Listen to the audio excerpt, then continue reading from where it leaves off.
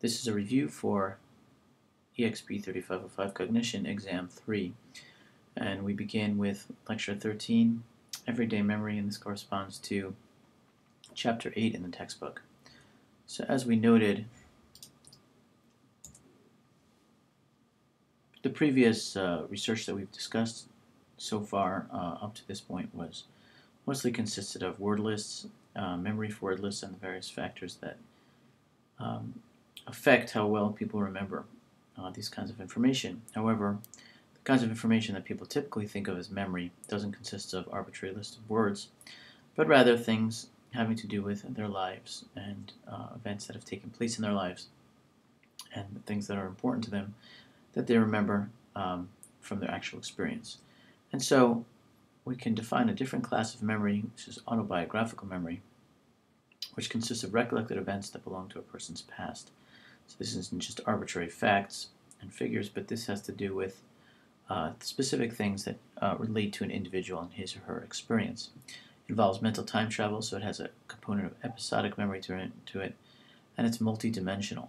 It's spatial, emotional, and sensory. It has not just specific individual facts, but has all these components. There's components that are similar to the experience themselves, and so you can remember something with fondness and feel good thinking about it or feel bad thinking about it. You can remember the sights and smells and so on and so forth, just as you do as you originally experience it. And so this, in some sense, can be thought of as replaying the recording of one's original experiences as somebody underwent those experiences. So autobiographic memory has a couple of specific characteristics. One of them is that it has a sensory component. As we said, it's multisensory. You can have sights, visual, auditory, even other senses, gustatory elements to it. And so research has shown that it really does have this, that the sensory component is really essential to it. So it's not just something we consider epiphenomenal, which means that it feels as if there are these components to it, but it's not really essential to the way the memory is encoded. Studies have shown that people who have actual deficits in higher level perceptual processing, so people who aren't able to recognize objects and experience loss of, they will often experience loss of autobiographical memory. And so this shows a visual experience, in this case, plays a role in forming and retrieving autobiographical memory. There really is something about the experience, reliving that experience of seeing that mountain vista when you hiked up to the top of a mountain or something like that, really is essential to the way the memory is encoded. Getting more general into the question of what type of information is encoded over time, what type of events are memories. So people experience many millions of experiences that they don't remember. Most of the information we experience, most of our lives are to some extent forgotten. But of course we remember a lot as well. And the question is, what type of things do we remember and what type of things do we not remember? And so there's evidence that things that are significant in a person's life are remembered. This is consistent with people's general expectations that the things that are significant, something really bad or something really good that took place, ends up being remembered. Highly emotional events, and that's related, things that cause a lot of emotion, and transition points, changes, times of change in one's life. And we pointed out at this point in the lecture that when thinking about what's remembered in autobiographical memory, we have to remember the function of autobiographical memory. The point is not just to be able to have something to do when you're sitting around on a board and you can kind of relive something that happened years ago, but rather there's a purpose to autobiographical memory. And things that are significant and things that cause lots of emotion are often likely to have a lot of functional significance as well. They're likely to be important, and then in remembering those events, it might lead you to change your behavior now. It might help you to direct your goals and your plans and your behaviors in the present.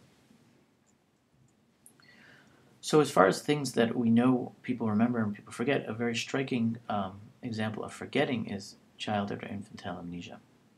And this is the inability of adults to retrieve episodic memories from before the ages of 2 to 4, depending on the person. Some people have memories from before 4 years old. Many don't have any until later.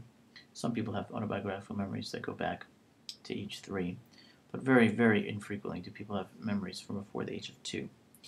And so there's this really catastrophic loss of episodic memory, even though children themselves may remember events that took place a month ago or even half a year ago at age 4. But into adulthood, these tend to disappear. And besides this complete loss of memory from before age 4 or sooner, there's also a more general lag of reduced memory from before age 10. So people may have some memories from the time they're 7 or 8, but those will be much less compared to their memories from, say, their teenage years. So why does childhood infantile amnesia occur? Well, it's probably not a failure to encode in the first place, because as we said, memories are present, so children can show memory for events that took place in the past, even young children. So it does end up being encoded. It's not as if it's never encoded. And we were discussed research shows that even 6 months olds or 2-month-olds can recall some kind of information. For instance, in Rovi Collier's work, she showed that babies who learned how to kick and get a mobile to turn would remember. 2-month-olds would remember that technique for days later, and 6-month-olds can remember that information for weeks later. So the memory is encoded. However, as people develop and grow and make their way into adulthood, that information is lost.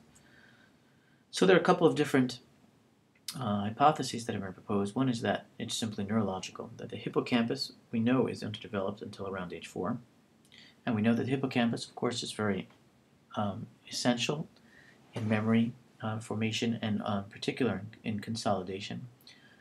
And that's the forming of really long-term memories that are really stable.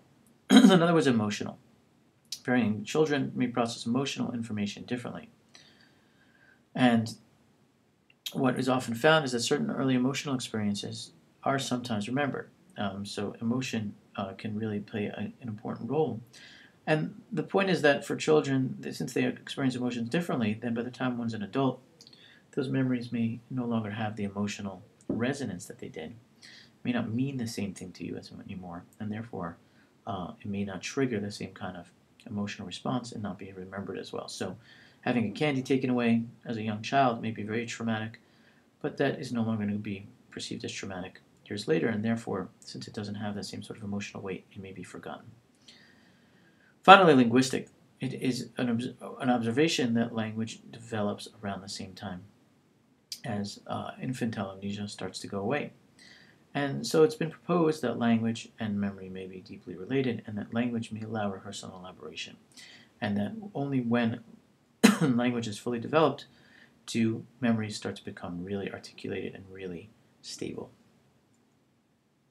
The next thing we talked about was a more general phenomenon called the reminiscence bump. And this is the observation that people who are in their middle age, in this example, for instance, it's a 55-year-old memory, will often show this thing called the reminiscence bump, which is a glut of memory from a specific time of year, starting from early adulthood, well, actually teenage years, so it starts to rise during the teenage years, and then hits the bump in early adulthood, late teenage and early adulthood, and then memory starts to go down. Now, what we mean by memory starting to go down is, in this case, if you ask people to recall events from their life, they'll be able generally to recall more events that took place in this time period from age, say, 16 to age 25 than events that took place before or afterwards. Then there's a bump towards the end as well, as you can see, at age 50. This is a 55-year-old recalling events, but that's just recency. So it's not surprising that people can remember events that happened, say, a year or 2 years ago better than 10 years ago. But what is surprising is that there's this bump that goes up here, and that's much better than earlier memory, and then that goes down. Something special happens in this particular time period. And the question here again is, why? So there are a couple of different hypotheses, and as we said, there's a couple of different names for these hypotheses. One is that the self-image hypothesis, which says that the teenage years and early adulthood are a time when people are assuming their self-image. And so those are particularly critical times in terms of people's self-image, and therefore that has functional significance. Again, coming back to that idea that the functional significance of memory is to be able to think about that information and reason about it and then use that information in the present. So when people are forming their self-image, they may remember something about the specific events that cause them to form that self-image, and that's going to inform the way they think about themselves now and perhaps their behavior. A cognitive explanation is that it's just that when encoding is better during periods of rapid change, there's a lot of things taking place, a lot of events, life events taking place. People are going through a lot of transition during high school years, during early adulthood, college, and so on and so forth. And then cultural life scripts suggest that it's not really about the life events per se. It's not about maturation, self-image, but rather it has to do with the way we tell stories about our lives. These shared expectations which structure recall. So everybody knows that you go to college, you get your first job. These are basic ideas that are similar across many individuals. And then during recall, the idea is that people will use those as focus points to build their memories around. So it's really more about a retrieval kind of process based on this shared cultural life script. So one source of evidence with regard to some of these hypotheses is that that the reminiscence pump seems to depend much more on life experiences than on age per se. And the evidence for that is that when people emigrate later in life, so here we have people who emigrated at age 20 to 24, and here in the blue we have people who emigrated at age 34 to 35. And now they're also remembering things at age 55, just like the previous experiment. And what you see here is that for people who emigrated, sorry, I have a little bit of a cold, for people who emigrated at age 20 to 24, you see this massive reminiscence bump, similar to the original one, but even more extreme. But for those who immigrated later in life, what you see is the reminiscence bump shifts, and shifts to around before the point and after the point at which they immigrated. And this is most supportive of cognitive hypothesis, but it's also related to the self-image hypothesis. And so what this suggests is that when times of tremendous transition are taking place, people encode that information and remember that information better. Because immigrants, people who left their home country at a later time in life, have many memories from around that time period, before and after that time period. Emotion is also extremely important in terms of what gets remembered and what doesn't. And so several studies have shown that people who are shown arousing words remember those words better than neutral ones. And also the amygdala, which is a portion of the brain that we know is involved in emotional processing, is very activated due to those emotionally stimulated words. And so this shows a direct link between emotion and memory.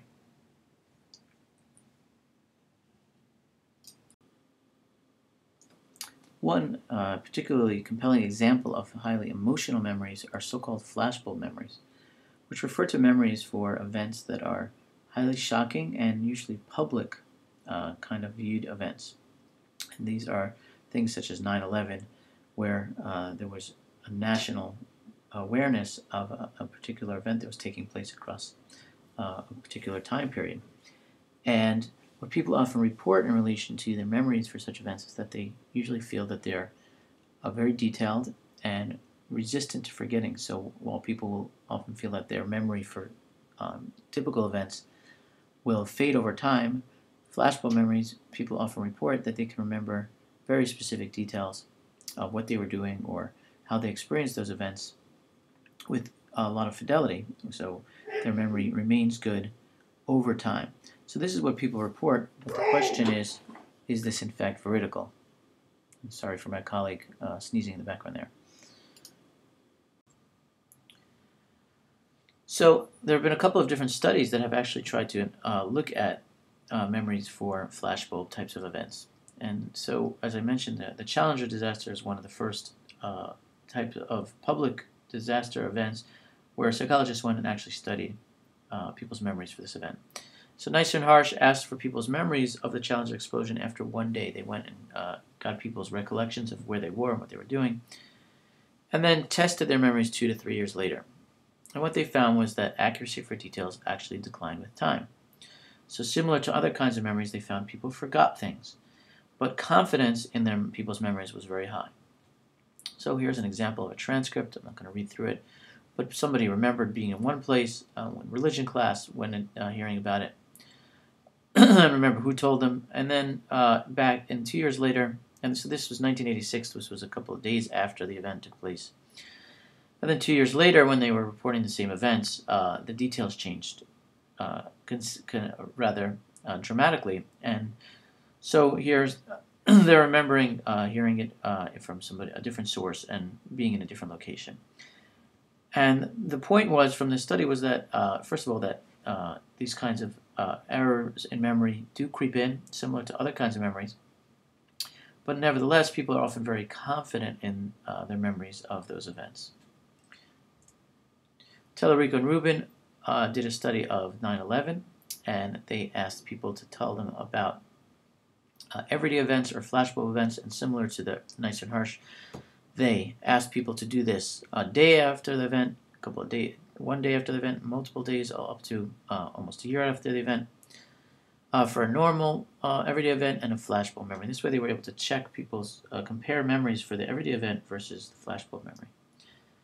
And what they found was that, similar to Nice and Harsh, there was generally decay for both the flashbulb and everyday memory events, and this difference here is not significant between these. So their memories, actually a number of details they can remember was not significantly different, and both types of memories decayed. However, their belief in their memory for the flashbulb event was much stronger, so even 224 days out, they still rated their memory for that event as being much higher than for an everyday event.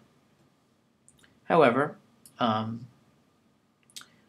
a study by Davidson et al. Found somewhat conflicting results to the Tellerico and Rubin, also studying 9/11.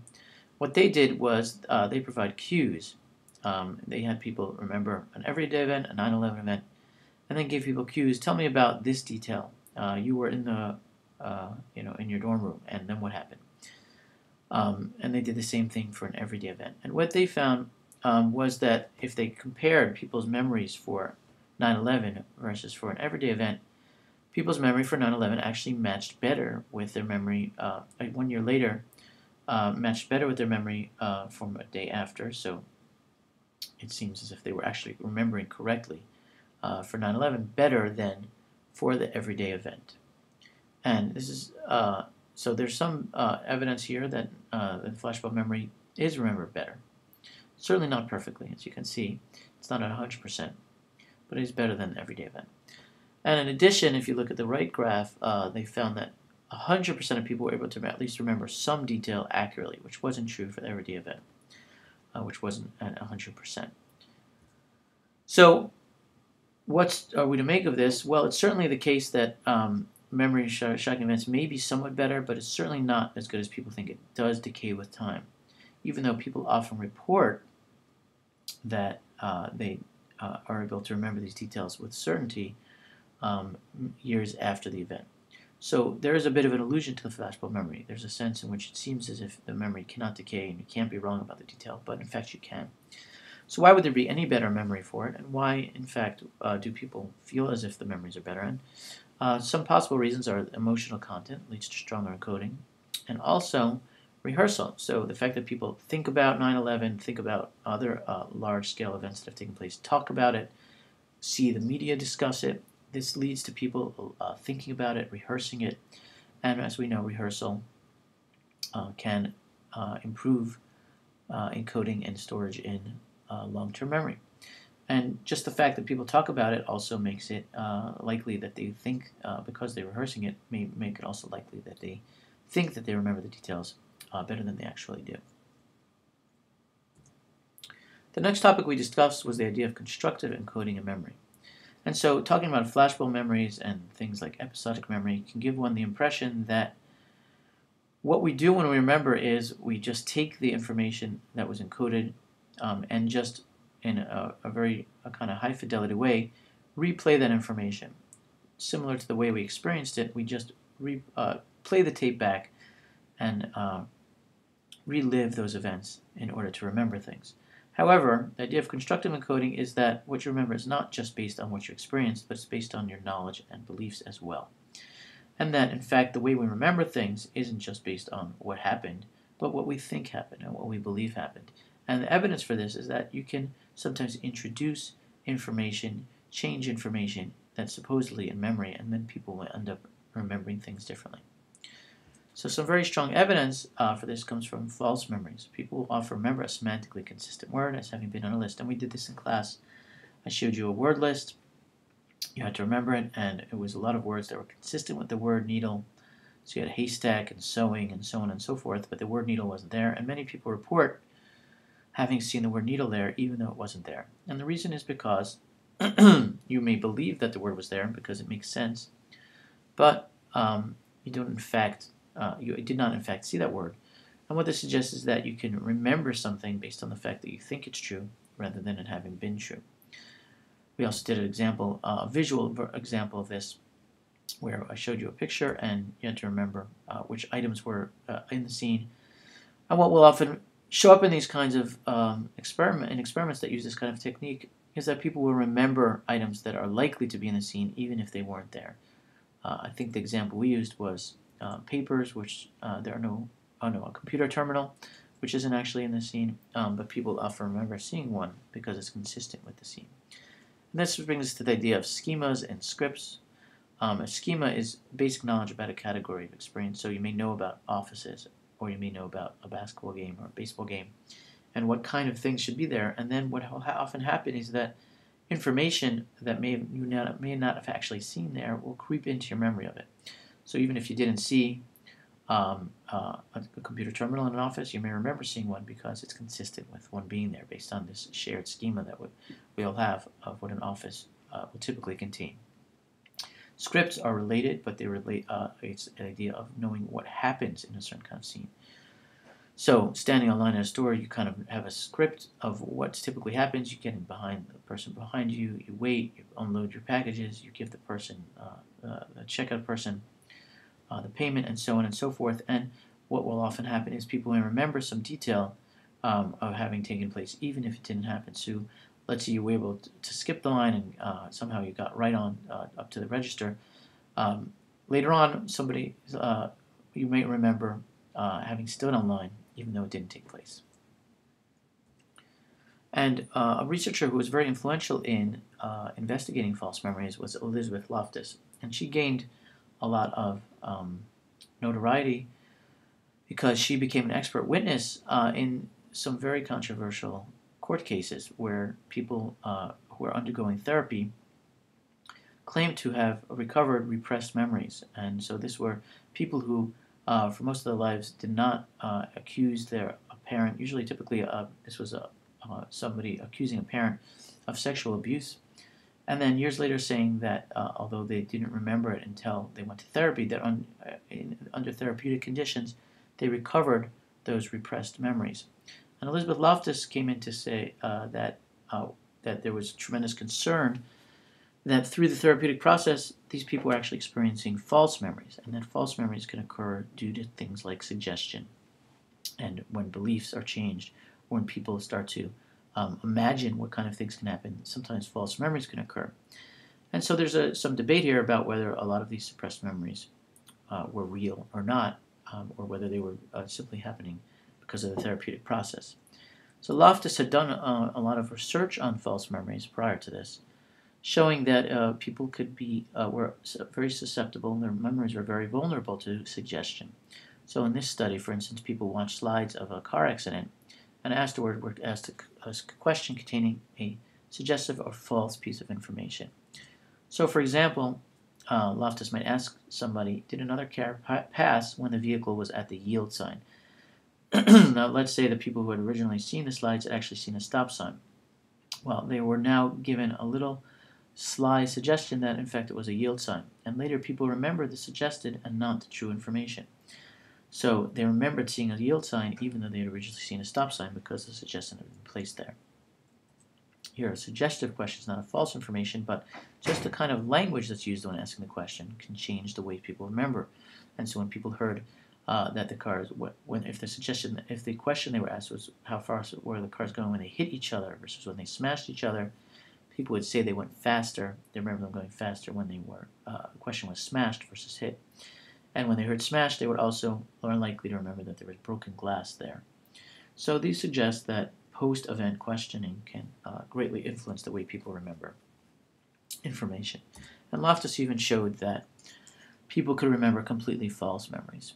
And so in the Lost in the Mall technique, Loftus had some siblings who were Confederates in an experiment come in together. Two of the siblings, or several of the siblings, were in on it, and then they went and recalled events from their childhood. And what happened was the Confederates would claim that they had remembered an event that really had never taken place. And then they asked the person who was actually the subject of the experiment if they remembered. And what they found was that in their first interview, they said, no, I don't remember being lost in the mall. But by the second interview, they started to remember this completely fabricated event. And by the third interview, they're remembering it. About a quarter of subjects remembered this completely false event. And as I mentioned, even after subjects were told it was false at the end, they often said that they now remembered the event and were certain that it had taken place. And reconsolidation is the idea that when a memory is brought up and remembered and reactivated, it's particularly susceptible to new information and potentially contamination from that new information. So we discussed a study by Chen et al. In which participants watched an episode of 24, and then some participants had a recall task where they had to recall details from the show, and half the participants did not do that recall task. And then both groups, the ones that did the recall and the ones that didn't, were exposed to misinformation using a Loftus-like type of question procedure. And then what they found was that the recall group was more susceptible to misinformation, the ones who had to recall the information. That suggests by the act of bringing up the information leads to this idea of reconsolidation, where the information can be changed by virtue of the fact that the memory is reactivated.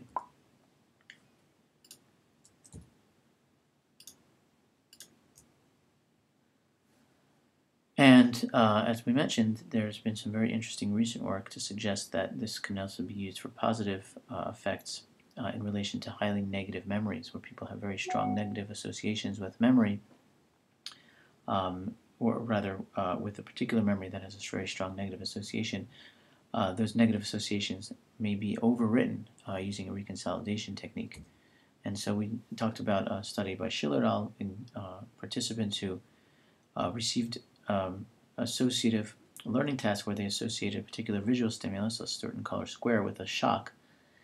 And they had three groups, some of whom, after they had been trained on that, came back, and some of those participants were reintroduced to that stimulus again, so the particular square with the shock, and then underwent extinction. And extinction is where you see the stimulus without the negative associate, so without the shock. So some participants briefly saw the stimulus with the shock again and then underwent extinction. Some participants had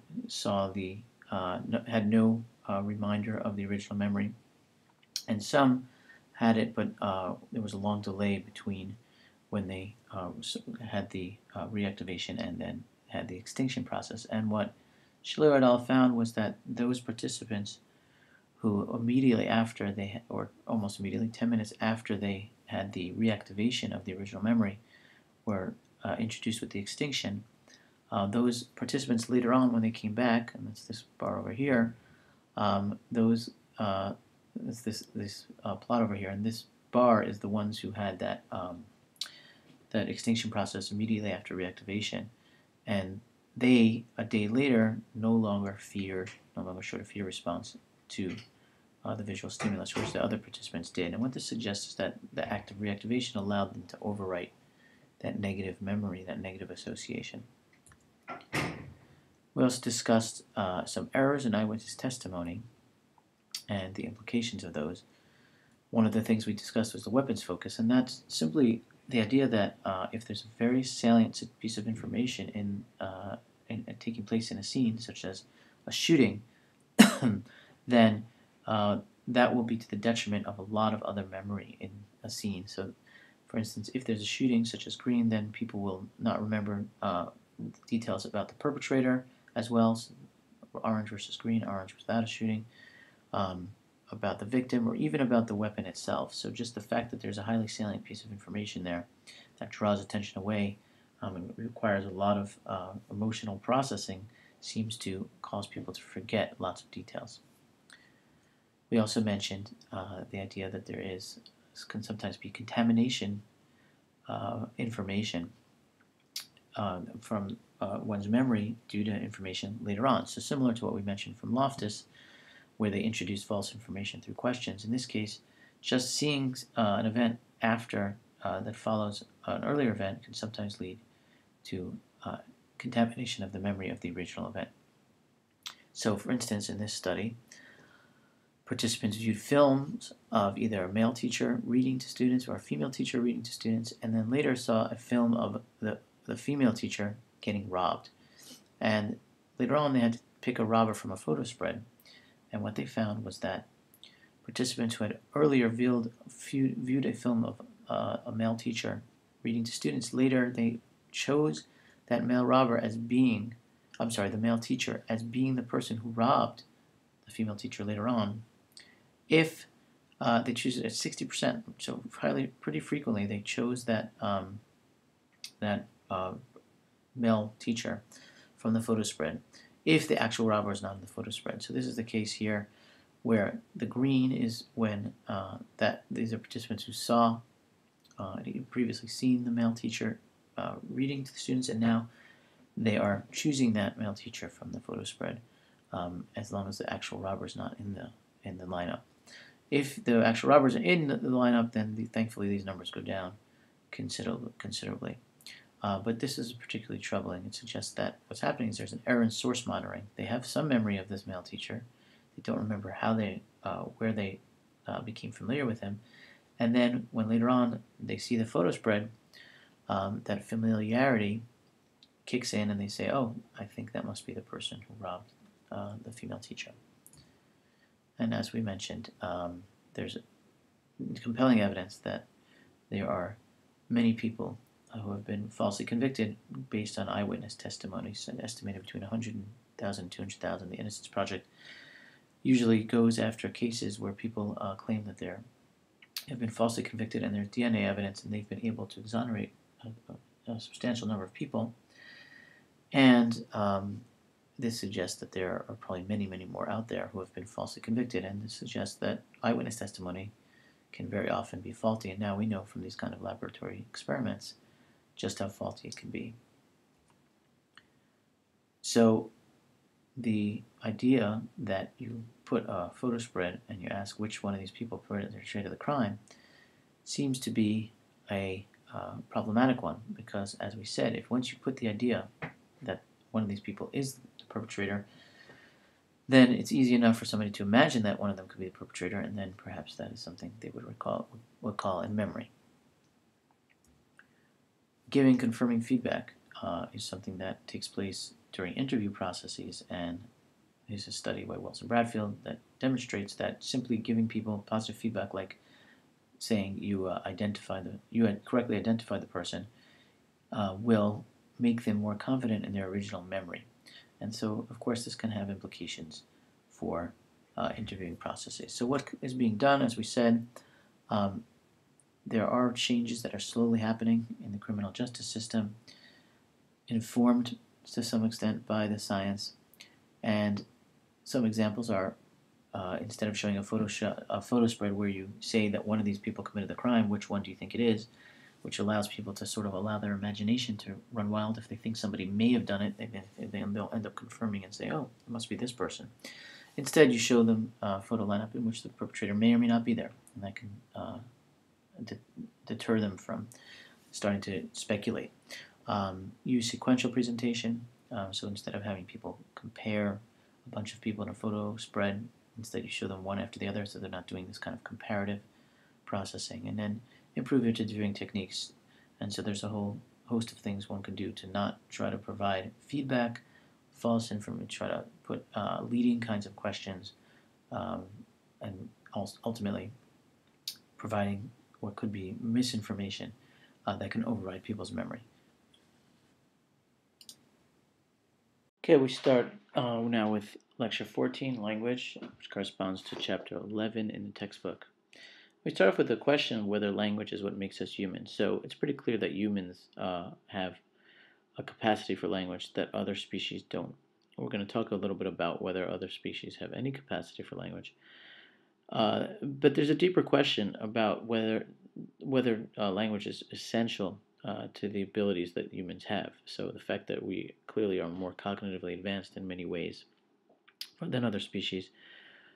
To what extent is that dependent on language? Is language necessary for advanced thought? And this is an interesting question and relates to the basic question of what it is that makes humans special and allows us to build buildings, roads, cities, civilizations, culture, and the like.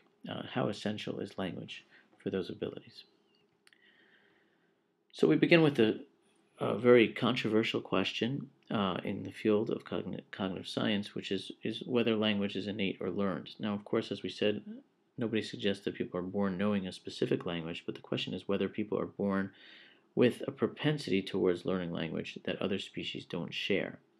So behaviorists would have argued that language is learned. Just like any other complex behavior, language is based on some forms of conditioning and observation, so learning. One learns to put certain sounds together to form certain sentences, and those have certain effects, and essentially what we learn is a system of certain behaviors that we repeat. But as we point out, there's various counterpoints to that. Language is universal. You see it in all cultures.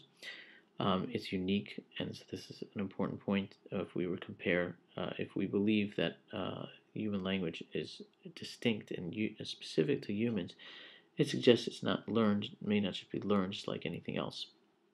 That there's something about it that's special, that we're born with some capacity.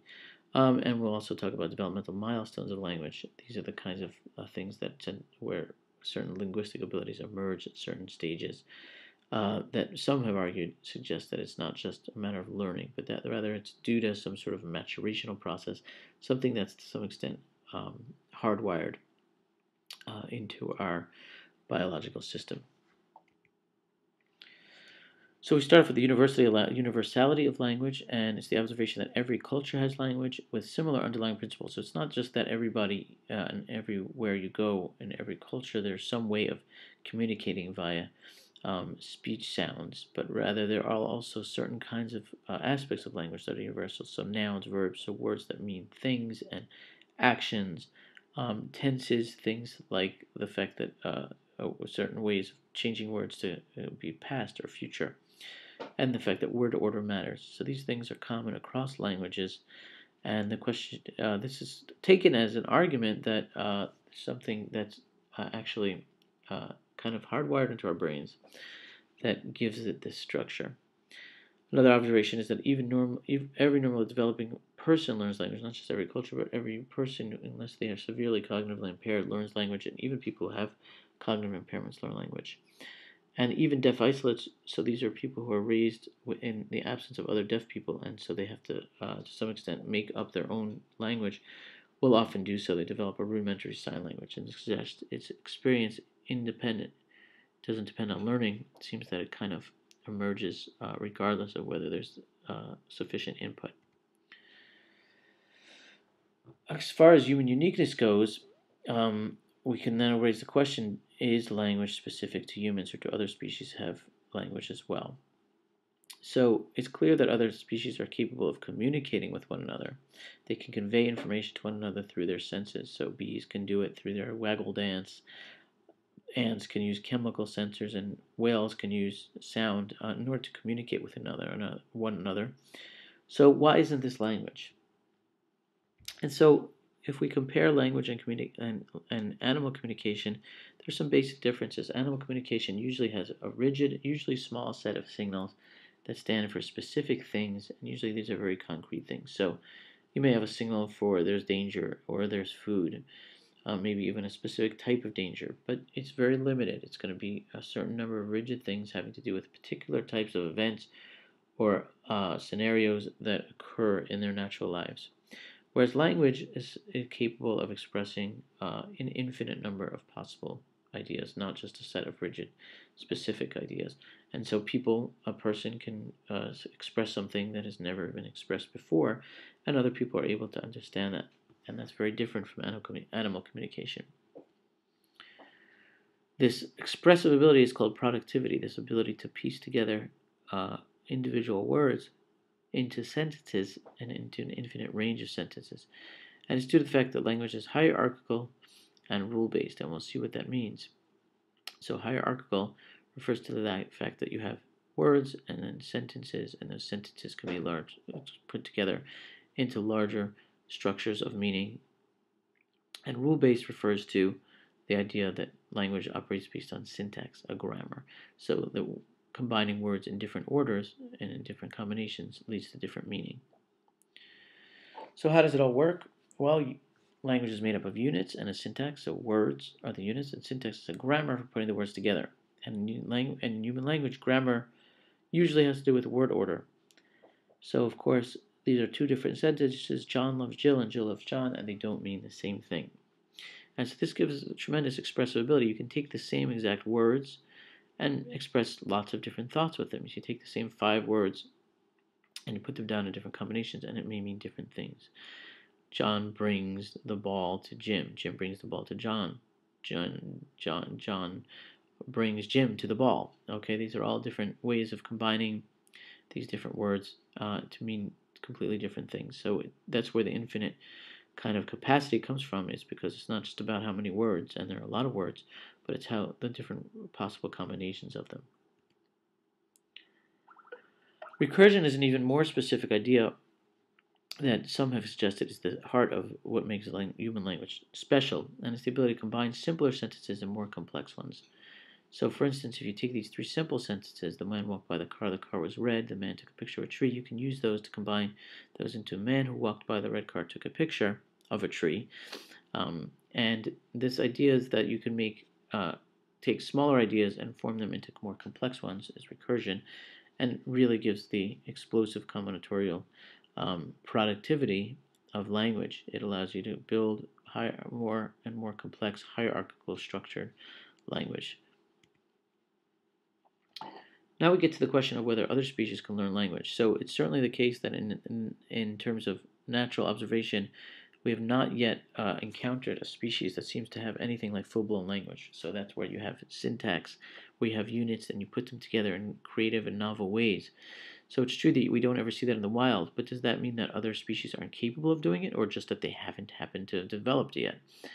So people have the idea of training various species on full-blown language to see if they are able to learn it. So we discussed Alex the parrot and a couple of different primates, and that were trained in different kinds of language. So in the case of Alex the parrot, parrots are good at talking, and Alex the parrot was pretty good at understanding as well. And what we found with Alex the parrot, we saw that video of Alex, and it's something you can easily find on YouTube. Alex was able to learn a lot more symbols than you might have thought. So even though normal animal communication usually has a rigid set of a small number of signs or calls, Alex was able to learn up to 150 words. So that suggests that maybe the development of a rich vocabulary isn't restricted to humans. And he could identify up to 50 items, 7 colors, and 5 shapes. He can not only identify concrete words like a ball or some food or water, but Alex was able to even identify abstract terms. And so in a test where Alex was asked to identify which object had a certain color or which object had a certain shape, Alex was able to differentially respond to those and understand the term color and shape. So this suggests that animal communication may not be the kind of animal communication we see in the wild. It may not be that indicative of animals' actual ability. And so this suggests that to some extent human ability may be because we have exposure to these more complex ideas, more complex linguistic forms, and that animals that when exposed to them can sometimes understand these kinds of terms. Washu was a chimp who was trained in American Sign Language. He learned even more words than Alex the Parrot, learned up to 250 signs. Also included abstract things like more, and even combined words to create new ones.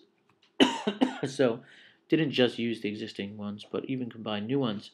And this looks a little bit like syntax, taking units and then combining them, but was in a very simplistic form, more similar to compound words than to actually anything like full-fledged grammar. So is it language? And so nothing like true productive grammar with recursion is present. You will not find, even those chimps that learn sign language were never found to combine signs into more complex kinds of structures like sentences based on something like a grammar. And so language may be a uniquely human capacity, and cognitive scientists will continue to debate whether that's because there's something innate and something specific about the way our brains develop even before we're born, or whether it has to do perhaps with developmental experience and more of a nurture kind of capacity. But there's definitely strong evidence that language, as we know it, does not extend to other species. Another source of information about language development, and the idea that there seem to be very strict, kind of rigid milestones that happen that are common across cultures.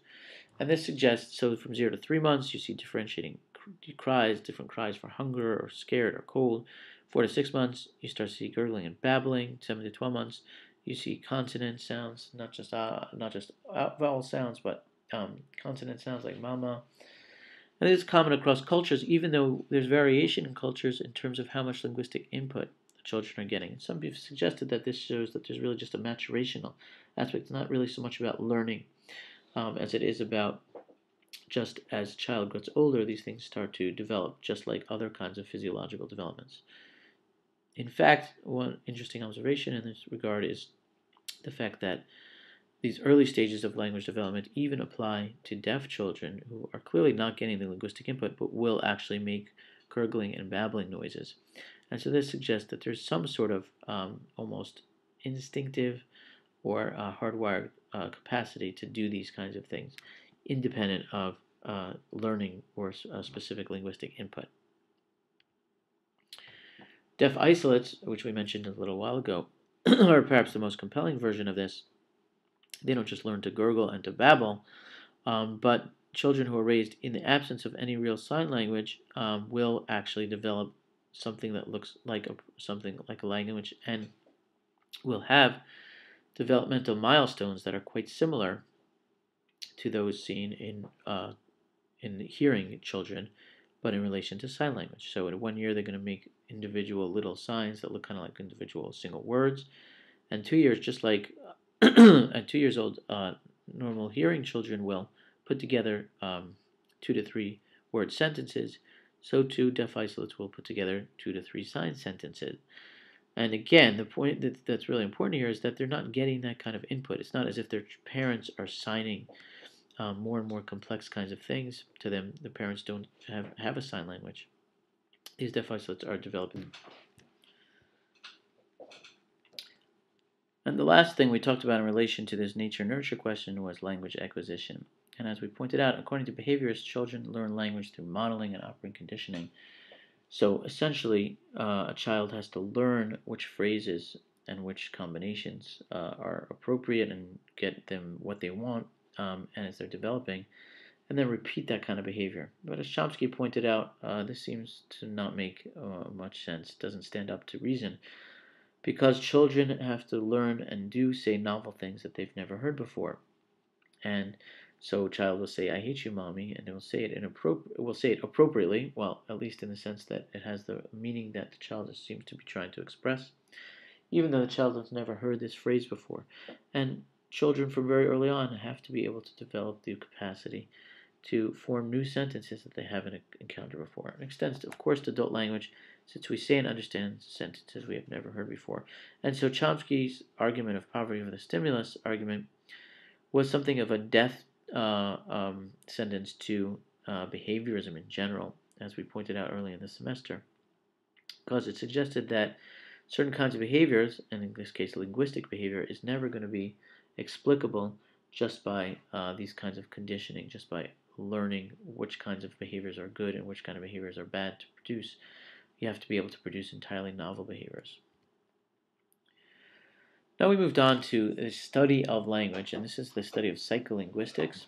It's a little bit different. So linguistics is the study of language itself.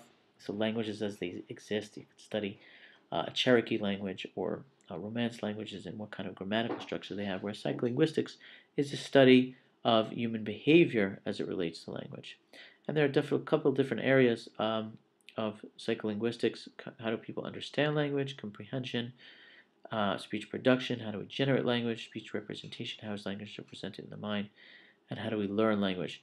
We are going to focus primarily on comprehension, but there are other areas of psycholinguistics that are equally rich in terms of the amount of study. But given the length of our semester, we do not have time to cover all of these aspects. So, as far as speech comprehension is concerned, the basic idea, and it's related to other ideas of perception that we talked about, was overcoming ambiguity. So, just like a visual stimulus, there's a lot of ambiguity. If you recall, there's ambiguity in terms of depth, where one thing starts, where another thing ends and begins. So too with speech, there's a lot of ambiguity as well, and in order to understand somebody else's speech, know what they're saying, there's various different kinds of ambiguity we have to overcome. And so we discuss phonological, lexical, and parsing ambiguity. Phonological ambiguity refers to what sound did a person make. So this is a basic auditory problem that you need to solve. What sound is somebody making when they're speaking? In order to understand what they're saying, of course, you have to understand the sounds they're making. Lexical ambiguity is what do the words mean? So as we'll see, there are some words that it can be ambiguous what a certain word means, even if you get the right sound. And then parsing ambiguity, how do words go together? Even once you understand the words, how do you know which words go together with what other ones to form the larger structure that we call sentences and phrases? So we begin with the idea of phonology. Phonology has to do with the actual sounds of the words. And there are two technical terms that we discussed, phonemes and morphemes. So phonemes are the shortest segments of speech that can change the meaning of a word. So if we talk about words like buy and bite, buy has two phonemes. There are two sounds that make it up, buy. So the bu and the I sound together. And if you change either one of those, it changes the meaning of the word. So if I say pie, it's a different word. If I say bow, it's a different word. And bite has three, bite, B-I-B-I-T. And so you can sound these out in your mind and kind of figure out how many phonemes an item has. And so those are the basic elements that your brain needs to discern in order to understand what word is being said. A morpheme, on the other hand, is the shortest meaningful unit. And so this has to do with not the number of sounds, but the sounds which, when combined, form a meaningful unit. So California has one morpheme because it only has one meaningful. Even though it has many phonemes, it only has one meaningful thing. It's the state. Trucks, on the other hand, is considered to have two morphemes because there's two units there. There's the truck, which is a single word, and the s sound, which can be combined with lots of other words to mean something's plural. And so the s sound has an independent meaning. And so when you're trying to understand language, you need to both get the phonemes and the morphemes in order to understand what's being said. As we mentioned, there's a lot of phonological ambiguity, so figuring out what sound people are making is actually harder than it seems.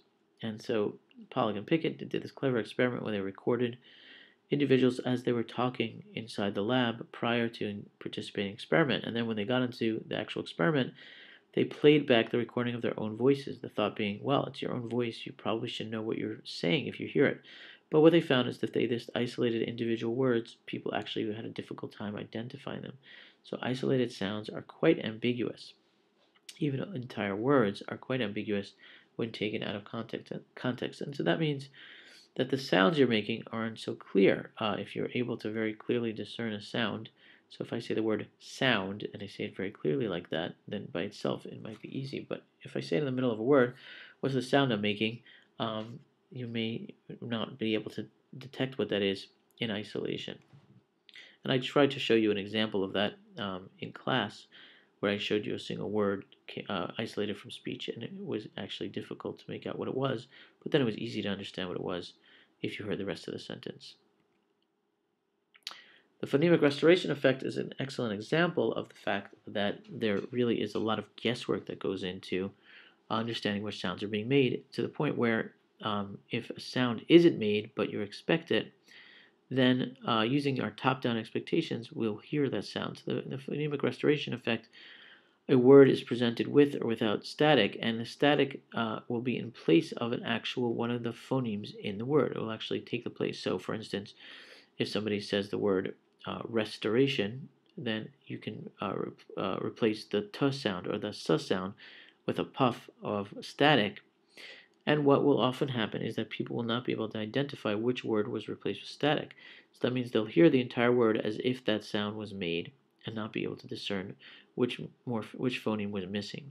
And what this suggests is that people are using their top-down expectations about what that sound is based on the fact that they know there's a word restoration, and so if they hear restoration, but there's the S sound is covered up somehow, their brain will fill in the gap. And it's similar to visual kinds of processing. Our brains will make a guess as to what sound is there, and we won't even know that our brain is guessing. When it comes to parsing, this is the question of segmenting up the speech. So similar to visual segmentation, where you have to decide where one object ends and the other begins, when we're listening to a sentence, we need to be able to tell where one word ends and the other begins. But if you look at the speech signal, as we saw over here, it's actually impossible to do that based on the speech signal alone. So if you look at the speech signal, this is mites eat oats and does eat oats. The point is that mites eat oats, you can't really tell where one word ends and the other begins just from looking at the signature of the speech signal itself. So where does mice end? Well, mice ends over here. But this has a lot of different clusters, and it's hard to, well, does the word end here? No, it doesn't. Does it end here? It doesn't. It ends actually here in the middle of this little bundle of stuff, of sound. And that's because when we speak, we don't have pauses. We don't say mice eat oats. Instead, we just say mice eat oats. And so if you just listen to the sound, mice eat, it could be mice eat oats, micey toasts. The way I'm saying it, it's impossible to tell where one thing begins and the other ends. You can't tell just from the speech signal alone. So then how do we do it? And the answer is we use top-down information. We know something about where the words are. We know there's a word mice, and we know there's a word eat, and we know there's a word oats. And so when we hear mice eat oats, we're able to parse those based on that knowledge. But how do you get that knowledge in the first place? And so the answer is that as we develop and we hear language, it's not as if people feed us individual words. So even infants or young children don't necessarily hear individual words by themselves. They hear full-fledged language.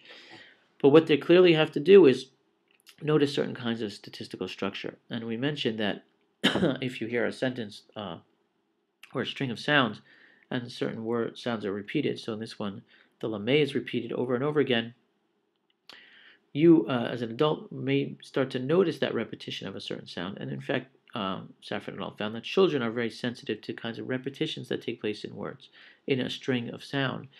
And once you find that repetition, that becomes a good candidate that's a word. And so if you hear Masadalame Pigohalahilame, well, if you hear lame a few times and you think maybe that's a word, now you can start to break up this sentence. And so you may think that Masada is a word because it comes before lame, or maybe da is a word because it comes before lame, and then so on and so forth, based on this kind of detective work of finding what kinds of sounds go together. Those become likely candidates for that they may be words, and then you can start to deconstruct the sound sequence into individual words. And of course, context plays a major role in our ability to appropriately parse. And so if we know what the whole sentence means, that's going to also help us to understand. So ice cream, you scream, we all scream for ice cream. Since you heard you scream, we all scream for ice cream, you're able to know that this first ice cream is I scream, whereas it's not ice cream, you scream, because that would make no sense. So the overall context, of course, once we understand language, and we are able to attribute meaning to large chunks of these sounds, then that helps us to uncover the ambiguity as well. And this is very similar again to vision, where if we go back a couple of slides, if we talk about the parsing this visual scene, the fact that you know what a hat is allows you to segment portions of this image that you wouldn't be able to do just based on bottom-up information. And finally, we talked about the McGurk effect, which is something that we saw early in the semester. And this is a case where the visual properties of a speech sound, when you see somebody saying something, can alter the way you hear something. And what this suggests is that there's a great deal of ambiguity in the auditory stimulus to the point where you can actually override what's inherently in the speech sound and hear something else. The last topic that we covered was decision making. This corresponds to chapter 13 in the textbook. And so, after all is said and done, we have perceived the world, and we've remembered the world, and we've processed the world, and all of the things that we talked about up to this point. Ultimately, none of this matters if it doesn't impact our behavior. And so, decision making is the study of decision making is the study of how we gather information about our world and then use that to actually make behavioral decisions. We discussed two basic ways by which some sort of rational agent, such as a human being, can go about understanding the world and drawing conclusions. And we talked about deduction and induction. Deduction is a case where logic gives you the correct answer, and induction requires you to make a guess beyond the available information. An example of deduction is a syllogism, which is if some set of premises is true, then you can deduce something else. So if you know that all animals eat and an aardvark is an animal, you can conclude that therefore aardvarks eat. So this is a syllogism. This means that C directly follows from A and B. So this is a case where if you have a certain amount of information, then you're able to draw other conclusions on the basis of that information, and it follows completely logically. And we point out that just because a syllogism is valid doesn't mean it's true, which means just because C follows from A and B doesn't mean that A and B are true. So if all singers like orange juice and Britney Spears is a singer, therefore Britney Spears likes orange juice. But of course, it's not true that all singers necessarily like orange juice. So this is a case of a valid syllogism, but in fact, it doesn't mean that it's necessarily true. Induction, unlike deduction, is a case where you have to go beyond the data to make a stronger claim. So deductions are cases where, based on whatever observations you've made and whatever premises there are, you can firmly and logically conclude that some other thing is true. In the case of induction, there's a certain amount of guesswork. And again, this is a theme that comes back to perception.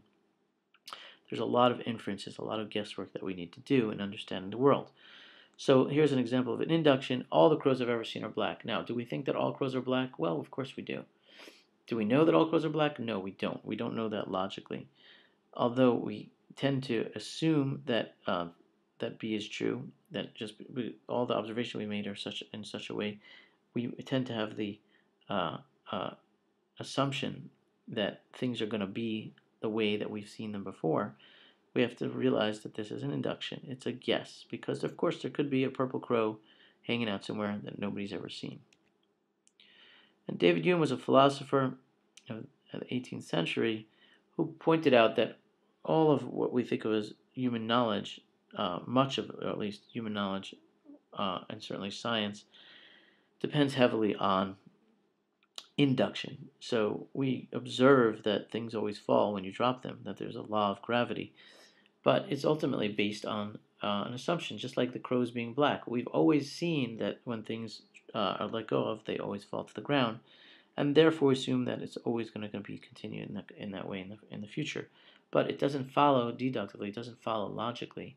In fact, things could change dramatically all of a sudden, and we could find that when we let go of things, they don't fall down to the ground. Now, all of us expect that things will continue to proceed as they have before. But what Hume pointed out was that that is based to some extent on a guess.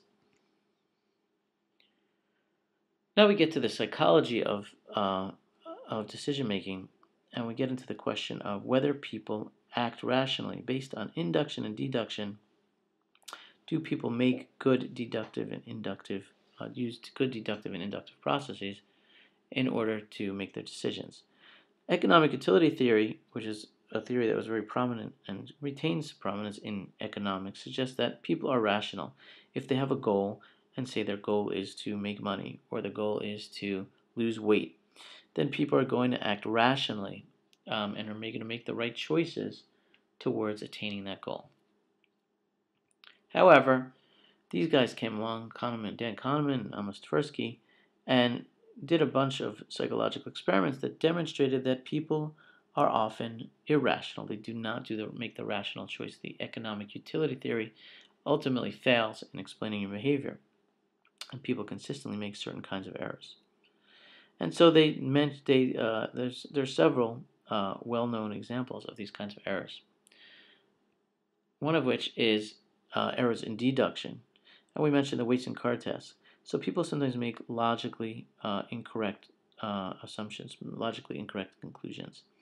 In this case, one would have to test the following statement. If a card has a vowel on one side, then we'll have an even number on the other. And as we saw in class, people often assume that if you want to test this, whether this is true, that if a card has a vowel on one side, then it'll have a number on the other. People often make the wrong choice as to which cards they need to turn over. So people will correctly assume that you need to turn over the E, and they will correctly assume you don't have to turn over the K, but most people will assume that you do turn over the 4. But as we saw, you actually don't have to turn over the 4. And that's because regardless of what the 4 has on it, it's not going to either prove or disprove the rule that if a card has a vowel on one side, then it'll have an even number on the other. Let's say we turn this over and had a consonant on it, that wouldn't prove one thing one way or another.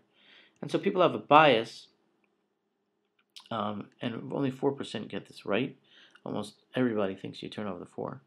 People have something we call a confirmation bias, which is that people look for evidence to prove, to try to find things that are consistent with something, rather than trying to find examples where it's inconsistent. So again, this goes back, for instance, are all crows black? Well, finding some more crows that are black doesn't really help you to prove that that's true or not.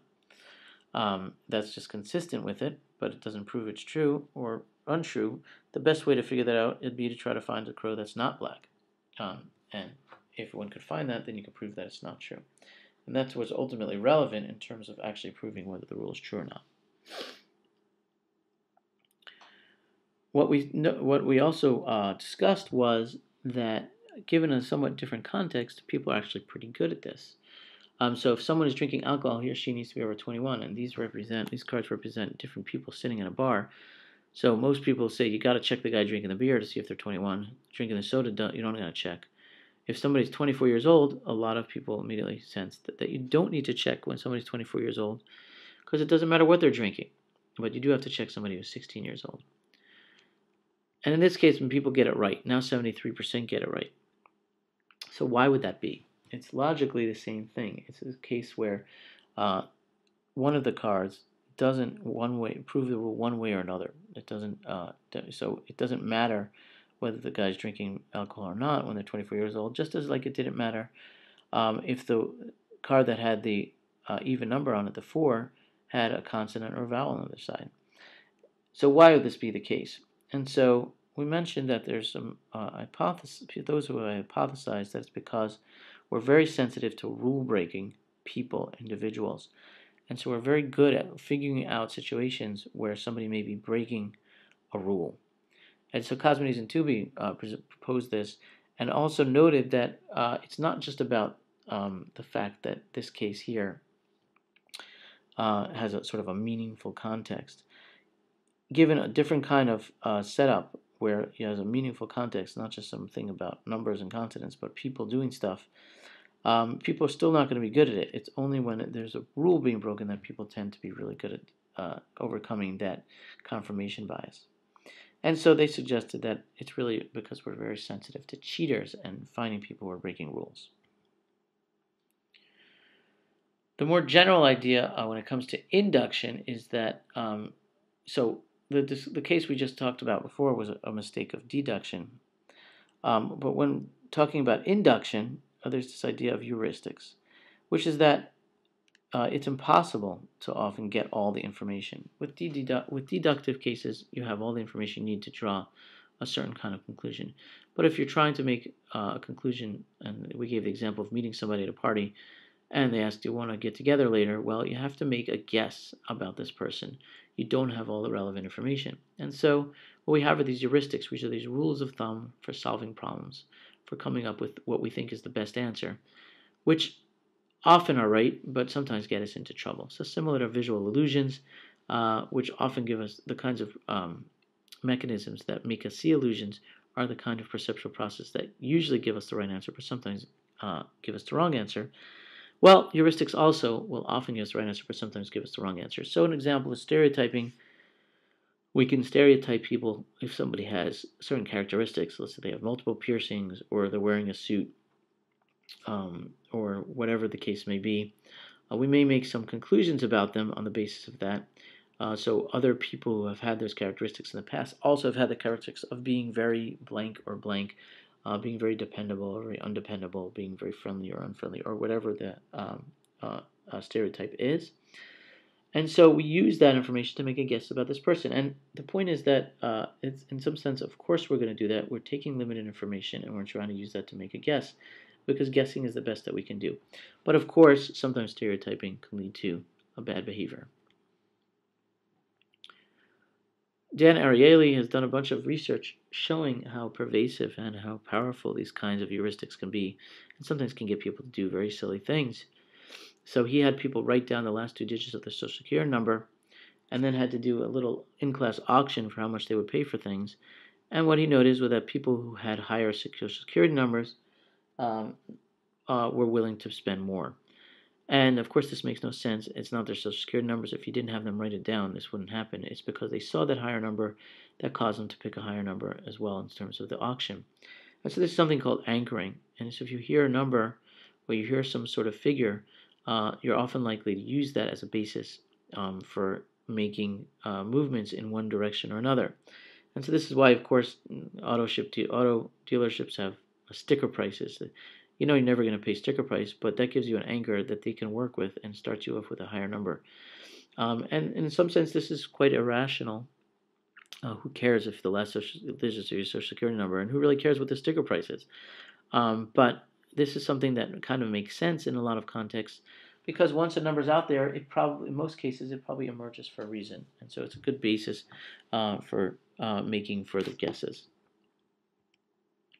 The availability heuristic is the tendency that we have that if we can think about something, we kind of assume that it's frequent. And so, which words are more common? Words with R, words that begin with R, words where R is in the third letter. Even though B is really 3 times more common, most people say A, and that's presumed to be because it's easier to think of words that start with R than words that don't start, the words that have R as the third letter. So the fact that our brain can come up with these quickly makes us think, oh, these are in fact more frequent. And as we said, the availability heuristic also pervades the way people assess risk. And so people were asked to assess which one of these, for each of these, case A and case B, which one is more frequent. And people are not very good at this, especially for certain kinds of things. So what we have is more likely case and less likely. So asthma, for instance, is 20 times more likely to kill people than tornadoes, but 58% said it was less likely. And that's probably because people hear about tornado deaths much more frequently than they hear about asthma deaths. So it's much more available for thinking of cases. We're like, oh yeah, I know a bunch of people who've been, or at least I've heard of many people being killed by tornadoes. Very rarely heard of people being killed by asthma. It doesn't make the news very often. And yet, because it's available, it doesn't mean it's actually more common. But that's an assumption that we tend to make. And so news coverage of an event can alter perceived risk. If we hear a lot about an event, such as 9/11, it becomes very available to us. We can call up, we know how many deaths took place. We can think about deaths that took place. We may have heard of specific details of deaths that took place.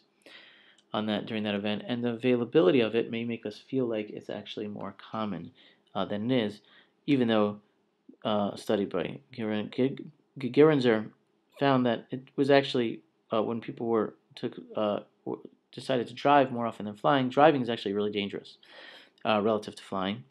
And so more people probably died due to driving after 9/11 because they were scared to fly than actually died in the original attacks. And that means that this, media kind of pervasiveness of some event can really have real life impacts on the way people perceive risk. The representativeness heuristic is cases where we look for certain kinds of characteristics that we think are indicative of a certain kind of quality of trait. So again, if we go back to the example I gave before, so if you meet somebody who maybe is wearing a suit, we may use that suit and to draw conclusions about the person, even if there are other sources of information that are available. We may tend to ignore those. And so this case of Linda is a very famous case of this kind of representativeness heuristic, where people are given a description of Linda.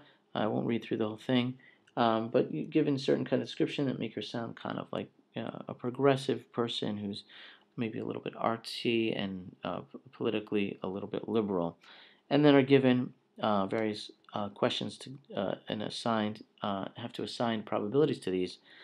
And what people will do is often the critical point here was people would often rank Linda's a bank teller as having a lower probability than Linda's a bank teller and is active in the Occupy Wall Street movement.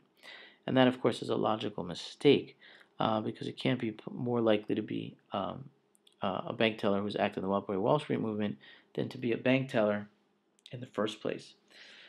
I'm sorry, I don't know if I said Linda's a bank teller what they said was more often or less often, but the correct answer here is that Linda's a bank teller has to be more frequent or more probable than Linda's a bank teller and active in the Occupy Wall Street movement. But people would often say that G is more probable than E. And that's because they look for representative kind of information. Occupy Wall Street movement, oh yeah, that makes sense. And they ignore the other kind of information. Whereas Linda's a bank teller, they don't see anything representative, and therefore they mark that as having a low probability. And so the conjunction rule states that, in fact, that's logically impossible. It can't be more probable to be a bank teller who's active in the Occupy Wall Street movement. That's a smaller set of people than all the bank tellers, right? If you're a bank teller who's active in the Occupy Wall Street movement, you're already a bank teller, and so it can't be more probable to be a member of this smaller set than the member of this larger set, because this smaller set is part of this larger set. Another aspect we talked about in relation to decision making was the role of emotion in decision making. And so we discussed two types of emotions: integral emotions and incidental emotions. Now, integral emotions are due to the decision itself. And so this is thinking about what kind of emotional impact is this decision going to have on me? Isn't it going to make me feel happy? Isn't it going to make me feel sad? Isn't it going to make me feel worried? And so on and so forth. And integral emotions, in some sense, make sense. It makes sense to take those into consideration when making a decision. Incidental emotions are not due to the decision, and these are just decisions. These have to do with the individual's state of mind when he or she is making the decision. And these make less sense to take into consideration. It doesn't make sense to, if you're making a long-term decision, to take into consideration the fact that you're sad or happy at the given moment, given that that can change in the long term. And what we found was that people make mistakes in regards to both of these. So in regards to predicting emotions, so this is integral emotions, where people are trying to decide how a decision is going to impact their emotions. What Kermer et al. Did was had people predict how negatively or positively it'd feel if they were to lose $3 or win $5. So people were given an actual opportunity to either win $5 or lose $3, and were asked to predict how they would feel. And people were predicting that if they lost $3, they'd feel really badly about that, and if they won $5, they'd feel pretty good about it. And what they found was, but not super good. So they thought they'd feel really, really bad, and they thought they'd feel pretty darn good. And what they found is both of these were incorrect, but in general, people overestimated how they felt. So when they won $5, they felt a little bit good, and when they lost $3, they felt a little bit bad. But the dramatic difference here is specifically in regards to negative emotions. People thought their negative emotions were going to be much stronger than they actually were in the event of losing.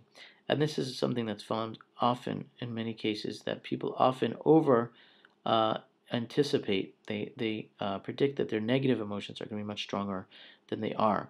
And this leads to people often to be risk averse. People don't want to take a chance of losing something because they think if they do actually lose it, they're going to have a much more negative consequence, emotionally speaking, than they actually do. Incidental emotions, as I said, can also be important in decision making.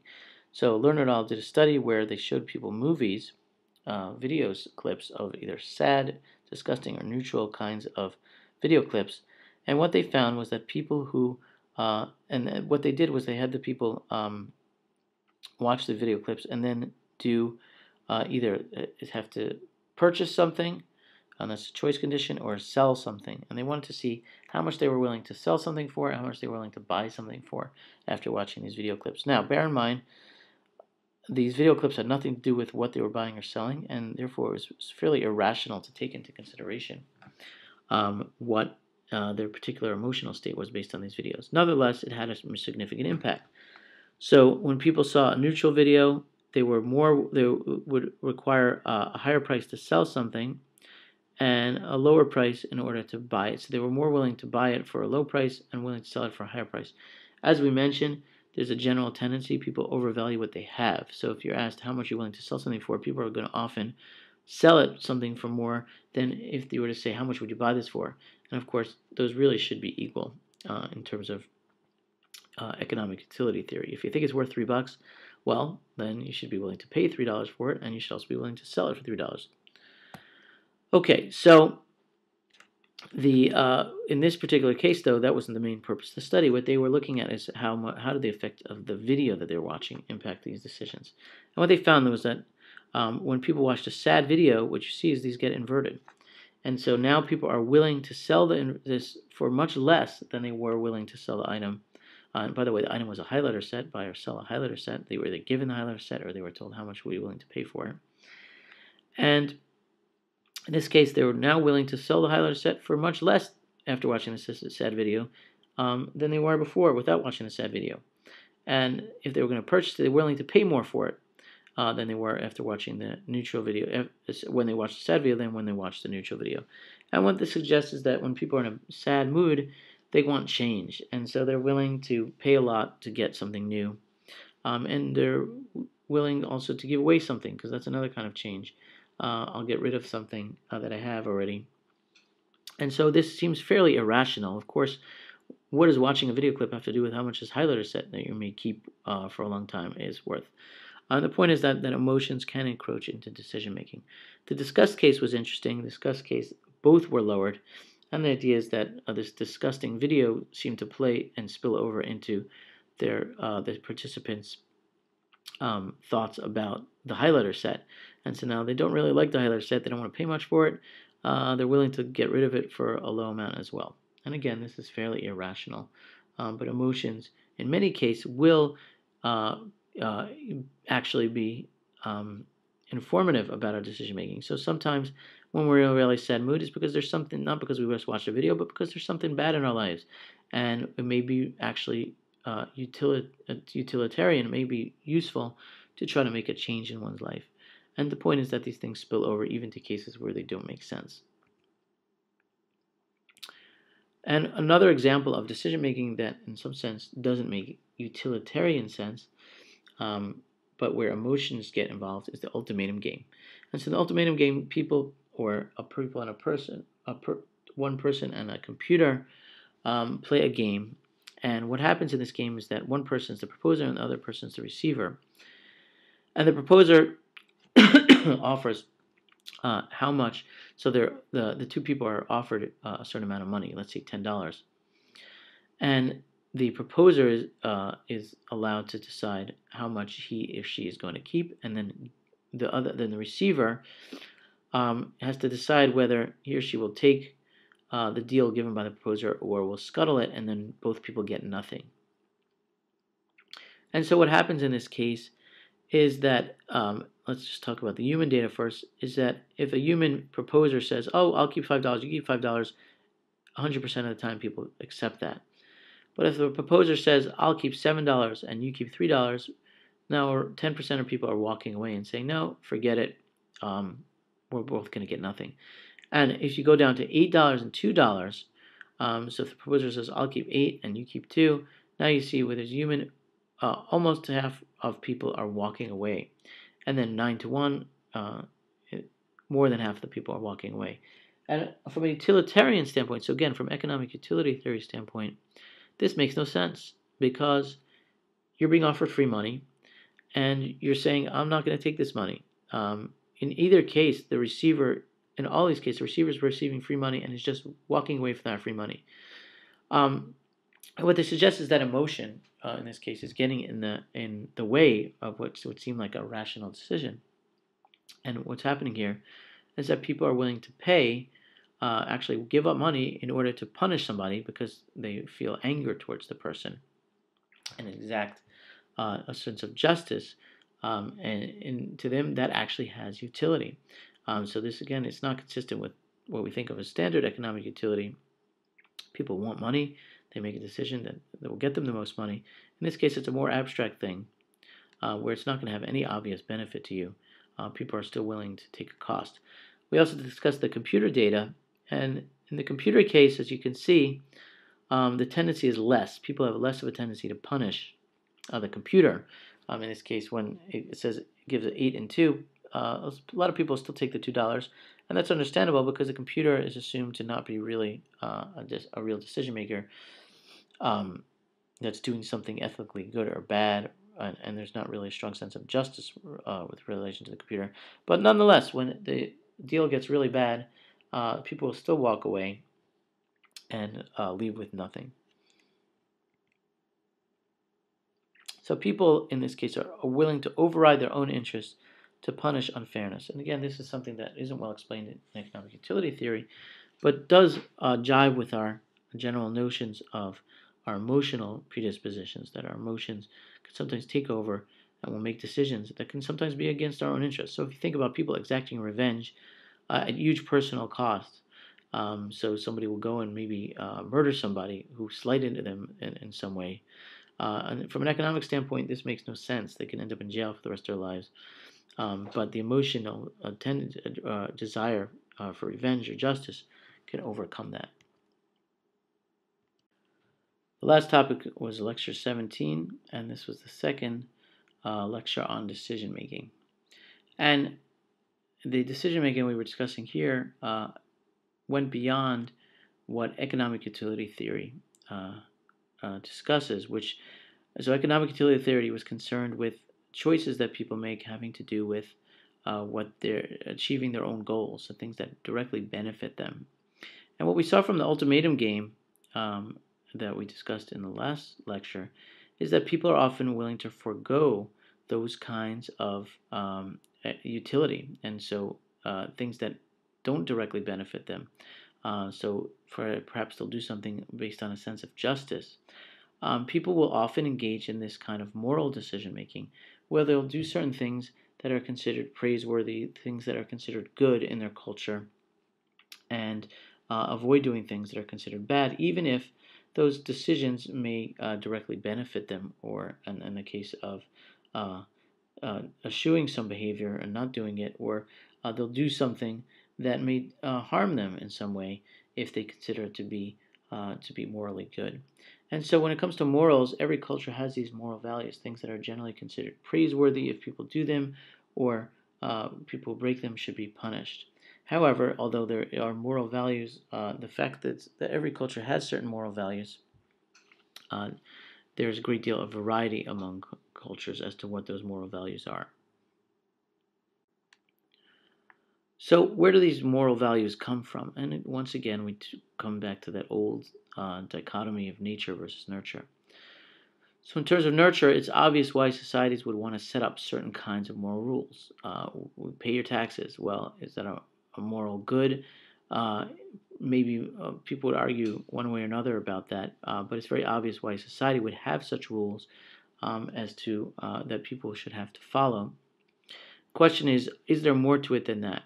Is it just basically a man-made structure that societies create? Or are there certain biologically endowed senses of right and wrong, certain kinds of things that are really just part and parcel of what it means to be human, that we have certain kinds of moral values? So we discussed various different aspects of morality, and we talked about selfish morality first. So some moral attitudes are self-serving, thinking that it's wrong for somebody to take what's mine, to take my toy away, or if I'm an adult, to take my object away, somebody steals something of mine. It makes perfect sense that I would get angry in relation to that and pursue that person and try to punish that person, because that actually benefits me.